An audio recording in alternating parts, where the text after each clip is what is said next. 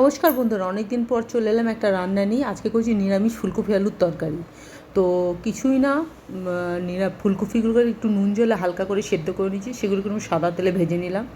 নিয়মিত কোনো ভিডিও দেওয়া হচ্ছে না, আজকে হচ্ছে মঙ্গলবার। আমি এই রান্নাটা এখন মঙ্গলবার দিন আজকেই করেছি এটা। তো সোমবার তো আমি নিরামিষ খাই, যেহেতু এটা শ্রাবণ মাসের শেষ সোমবার ছিল, তাই জন্য সেদিনকে কালকে আমি ভাত বা কিছু খাইনি। তো আজকে আমি একটুখানি ফুলকপি আলুর তরকারি করলাম। আর তো এই ফুলকপি আলুর তরকারি করার জন্য প্রথমে ফুলকপিটাকে ভেজে নিয়েছি, তার মধ্যে একটুখানি কড়াইয়ের সাদা তেলের মধ্যে একটু গোটা গরম মশলা, একটু জিরে দিয়ে একটা টমেটোকে টুকরো টুকরো করে দিয়েছি। এবার ওর মধ্যে একটু নুন দিয়ে দিলাম, নুন দিয়ে ভালো করে নাড়িয়ে একটু ঢাকা দিয়ে দিলাম। ঢাকা দিলে কি একটু নরম হয়ে যায়। তার মধ্যে দিয়ে দিলাম 3টে কাঁচা লঙ্কা, আর তার মধ্যে দিয়ে দিলাম একটা পেস্ট দিয়ে দিলাম, যার মধ্যে আদা আর টমেটোকে গ্রেট করে নিয়েছি, তার মধ্যে জিরে গুঁড়ো, ধনে গুঁড়ো, হলুদ গুঁড়ো সব মিশিয়ে একটা পেস্ট করে নিয়েছি।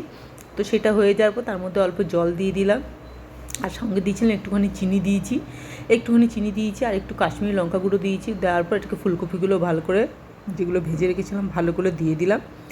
আর সত্যি কথা বলতে নিয়মিত সেরকম রান্না আমি করতেও পারছি না, আর শরীরটা ভালো না থাকার জন্য আমি কিছুই করতে পারছি না। তো এটা হলো, যেহেতু শুধু রবিবার দিনে একটুখানি বেরিয়েছিলাম, সামনে মেয়ের জন্মদিন আছে বলে।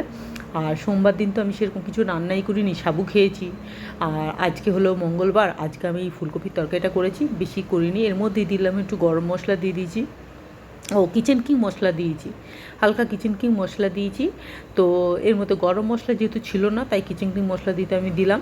তো প্লিজ আমার চ্যানেলটা একটু সাবস্ক্রাইব করবেন, সবাই পাশে থাকবেন, যদি কোনো ভুল ত্রুটিও ক্ষমা করবেন, আমার সাথে থাকবেন। প্লিজ আমার চ্যানেলটাকে সাবস্ক্রাইব, সবাই ভালো থাকবেন।